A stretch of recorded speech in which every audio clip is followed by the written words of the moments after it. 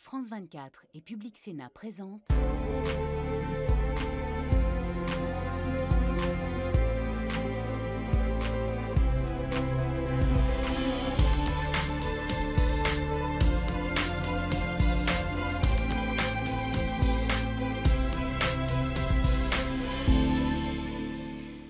Merci de nous rejoindre depuis le Parlement à Bruxelles pour notre débat sur l'étendue du club européen.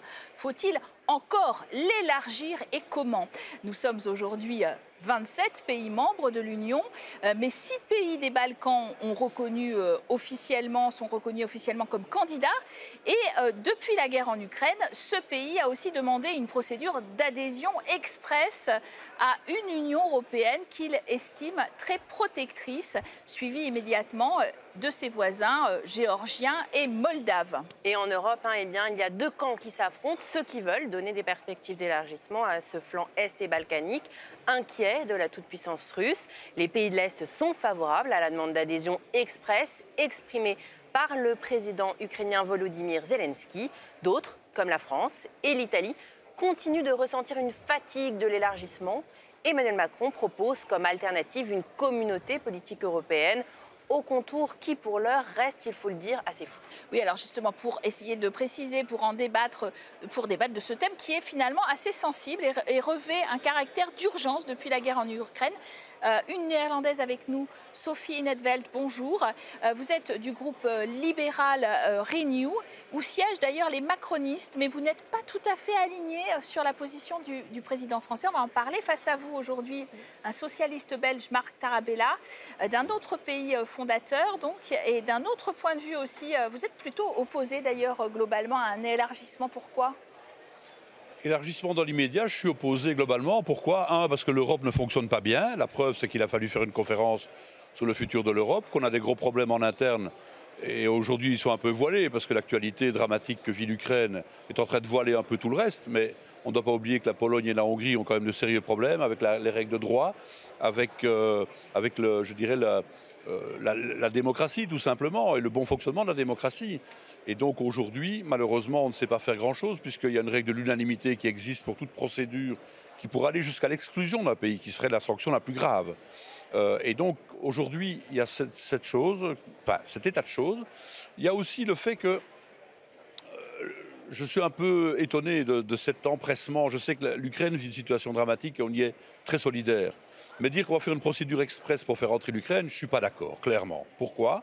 Parce qu'on ne rentre pas à l'Union européenne comme ça, parce qu'il y a un coup de cœur ou une urgence, y compris dramatique. Il y a un acquis communautaire à respecter, c'est pas rien. Tous les pays qui ont demandé à adhérer dans l'Union européenne dans le passé, ça a été un processus qui a duré 10 ans, au moins 10 ans. Parce qu'il faut d'abord qu'ils se mettent en conformité avec toutes les lois qui ont été votées auparavant par les autres pays et qui ont dû les digérer. Alors à l'inverse, Sophie Netveld, vous êtes favorable à un large élargissement et assez rapide. Est-ce que vous comprenez la fatigue française, italienne et belge face à un élargissement large et rapide? Mais tout d'abord, je voudrais éliminer deux malentendus que j'ai entendus dans votre introduction. Il ne s'agit pas d'une adhésion dans l'immédiat. Il ne s'agit pas d'une procédure accélérée.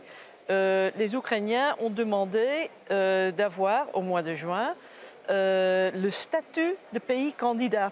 Ce n'est pas la même chose. Ça ne signifie pas qu'ils ne vont pas suivre les mêmes étapes et ne pas remplir les critères. Donc ce n'est pas la même chose. Ils ne demandent pas une procédure accélérée, mais ils demandent d'être accordé le statut de pays candidat au mois de juin. Deuxièmement, vous avez parlé de la proposition d'Emmanuel Macron. Je crois que ce n'est pas correct de dire qu'il s'agit d'une alternative au statut de membre titulaire de l'Union européenne. Ça a été compris par beaucoup de candidats, oui, mais pays candidats comme ça. Zelensky. Oui, mais je crois qu'il s'est mal exprimé. Et je me suis renseignée, donc j'ai demandé. Et effectivement, il s'agit d'une sorte d'antichambre, donc une étape sur la route vers le statut de membre à plein titre. Ce n'est pas la même chose. Oui, il propose même au Royaume-Uni d'intégrer cette communauté politique européenne, au Royaume-Uni qui est sorti de l'Union européenne, donc ce n'est pas forcément qu'une antichambre. Ça permettrait, mais si, parce que ça permettrait aux pays comme la Suisse ou l'Angleterre de rester dans cette antichambre, tandis que les autres, comme l'Ukraine par exemple, pourraient avancer pour atteindre, pour adhérer finalement à l'Union européenne. Mais moi, je suis plutôt favorable et pas uniquement à l'adhésion de l'Ukraine, mais je crois qu'il nous faut une stratégie pour le futur de l'Union européenne. Et j'entends bien l'argument que l'Union européenne n'est pas prête, mais j'entends cet argument depuis des décennies. Donc, à un moment donné, il faut choisir. Et je crois que en ce moment-ci, ce qui se passe, ce n'est pas uniquement la guerre en Ukraine, c'est le changement de l'équilibre géographique au monde. Donc, moi, je me demande, est-ce que l'Union européenne, d'ici 20 ans, 25 ans, veut être exactement comme aujourd'hui? Je ne crois pas, parce que dans ce monde qui change tout le temps, avec l'équilibre qui change, moi, je préfère avoir une union grande et forte. Donc, les réformes du fonctionnement de l'Union, et je crois que là, on est d'accord sur le genre de réforme qu'on veut. En même temps, Marc Tarabella, on a envie de dire, mais c'est tout à notre honneur que l'Ukraine veuille à ce point adhérer, qu'elle soit prête à se battre pour entrer dans l'Union européenne. On a presque envie de dire, finalement, c'est une question de vie ou de mort pour elle d'être dans nos valeurs, dans notre roue, etc. Est-ce que vous dites, du coup, mais on les laisse à la porte et puis on exclut tout process express quand même? D'abord, on ne laisse pas à la porte. Je rappelle quand même qu'on vient au niveau européen, il faut arrêter de s'autoflageller. Au niveau européen, on vient d'afficher d'abord une unité, ce qui n'était pas souvent le cas dans des conflits internationaux, d'avoir une unité de vue, tant au niveau du Conseil que du Parlement, que de la Commission, une unité qui va dans la solidarité avec le peuple ukrainien, qui va au-delà de tout ce qu'on a fait auparavant, l'accueil, même des pays qui étaient réticents à accueillir des migrants venant d'ailleurs, qui fuyaient aussi des guerres. D'accord, mais est-ce qu'on leur dit, vous appartenez à la famille européenne, votre place est réservée, comme l'a dit Ursula von der Leyen. Est-ce que ce message politique, on veut leur délivrer? Est-ce qu'il faut aller au-delà et leur dire, ça va arriver, cette adhésion? Il faut leur parler avec franchise. Ils sont les bienvenus, effectivement, en tant que candidats, parce qu'ils sont clairement pro-européens, ils ont épousé les valeurs démocratiques, mais on ne doit pas donner l'idée qu'on va les faire rentrer facilement. Pourquoi? Parce que c'est très difficile de rentrer dans l'Union européenne et d'intégrer toutes les règles. Il y a une deuxième réticence, c'est que nous n'avons pas une armée forte. Et je dis ça surtout par rapport aux pays des Balkans. Les Balkans sont une poudrière, éteinte aujourd'hui, mais 1914, c'était les Balkans. La guerre en Yougoslavie, elle est encore dans toutes les mémoires, il y a déjà 30 ans. C'était un drame à nos frontières également. Et on était incapable de l'arrêter parce que l'Europe n'a pas de force d'armée en tant que telle. Il a fallu attendre le bon vouloir des États-Unis. Il ne faut plus attendre le bon vouloir des États-Unis. On doit avoir une stratégie purement européenne, indépendante de celle des États-Unis. Il l'a arrêté par la perspective d'adhésion, peut-être, on pourrait dire. Je crois que l'exemple des pays Balkans, ça montre qu'il faut absolument et rapidement changer la procédure d'adhésion. Mais la changer pourquoi? Pardon? Changer la procédure d'adhésion, pourquoi? Oui, parce que maintenant, ce qui se passe, c'est qu'un pays candidat doit se préparer pour le moment d'adhésion, et ça peut prendre 10 ans, 15 ans, 20 ans. Et ça dépend aussi de la politique intérieure des États membres actuels. Donc le processus est un peu pris en otage, et on a laissé dans cette antichambre les pays aux Balkans trop longtemps, et maintenant c'est la Russie et la Chine qui cherchent une position d'influence. Donc je crois qu'il faut modifier la procédure d'adhésion et le prendre un peu en étape. Si on dit, une fois que vous avez rempli tous les critères pour la première étape, vous aurez une place à la table, vous aurez le droit de parole, non pas le droit de vote, le droit de parole. Prochaine étape, quand vous remplissez les critères, vous aurez le droit de vote sur certains thèmes. Et puis, bon, comme ça, je crois que psychologiquement, c'est plus facile pour les gens. Il faut bien faire face à une réalité. Vous l'avez dit, Marc Tarabella, les Balkans, ça reste une poudrière avec justement, beaucoup de tensions. parce qu'on les a laissés attendre trop longtemps. Et tout le monde le disait. Et donc leur proposer une confédération avec une perspective d'adhésion, cette communauté politique européenne, cette antichambre, ça peut être une bonne solution? Oui, parce que c'est une perspective plus réelle, plus proche pour les gens. Quand on leur dit, dans 20 ans, vous serez membre de l'Union européenne, c'est une génération. Hein. C'est Parce trop que longtemps. c'est vrai que dans cette idée sortie du chapeau un peu d'Emmanuel Macron avec l'aide des Italiens, il y a quand même cette idée d'un cercle concentrique extérieur à 36 où les chefs d'État et de gouvernement se rencontreraient dans les sommets, etc., que ça crée un peu de lien et en effet peut-être des étapes, une visibilité politique alors d'une Europe un peu plus grande. Est-ce que c'est une bonne idée finalement? C'est une vraie alternative ou vous avez l'impression que c'est plutôt une idée pour endormir les Ukrainiens? Non, c'est une bonne idée. Je l'ai accueillie, moi, avec, je dirais, assez positivement, d'ailleurs, avec peut-être pas enthousiasme, mais en tout cas, je trouve que c'est une idée intéressante parce qu'effectivement, on ne peut pas rester, et là, je peux rejoindre Sophie Infeld, une perspective trop longue peut décourager. Surtout, ce sont les jeunes qui ont envie, notamment les jeunes générations qui ont envie d'être pro-européens, et ils ont 20 ans, et on ne va peut-être pas attendre, effectivement, une génération. Donc, il faut quelque chose de concret. Peut-être commencer par une communauté, effectivement, de relations. C'est quand même notre voisinage, à qui il faut avoir des relations sans doute économiques et autres, et culturelles, beaucoup plus soutenues. Mais aujourd'hui, c'est la guerre aussi. Donc, accélérer le processus, non, on ne va quand même pas intégrer dans l'Union européenne un pays qui est en guerre. Ça, il faut être clair aussi.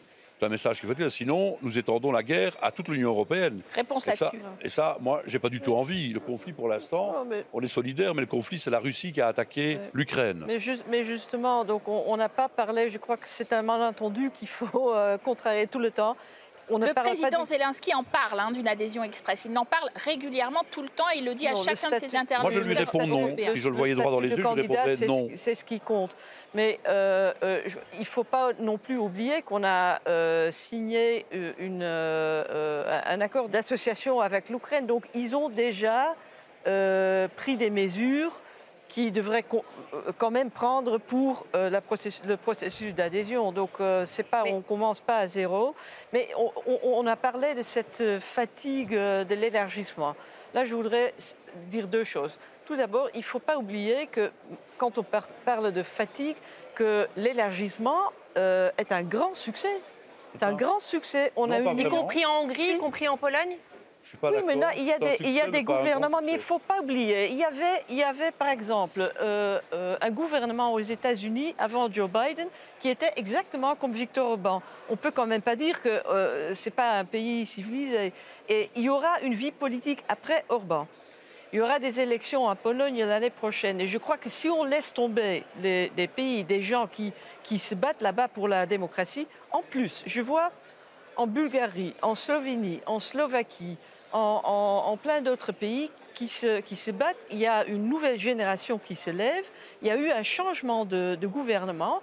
En Slovénie, par exemple, ils se sont débarrassés d'un autocrate, modèle Orban. Donc, et il y a en Bulgarie, par exemple, un gouvernement qui a un seul point dans leur accord de gouvernement, c'est la lutte contre la corruption. Donc, il y a quand même un changement de mentalité. Deuxièmement, donc je crois que c'est quand on imagine une situation sans élargissement, avec la Hongrie et la Pologne en dehors de l'Union européenne, on n'avait pas d'instrument de gérer la situation, de lutter contre les autocrates, les kleptocrates, la corruption, etc. Non, je crois qu'on est mieux ensemble et les autocrates, ça existe en dehors de l'Union européenne.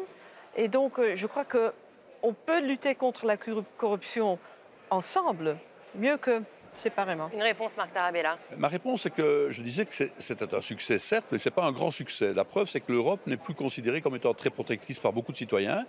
Et beaucoup d'observateurs qui ont participé et qui ont œuvré à l'élargissement en 2004, le plus grand élargissement jamais enregistré dans l'Union européenne, constatent aujourd'hui, avec regret peut-être, mais les regrets sont stériles, qu'on aurait dû approfondir avant d'élargir.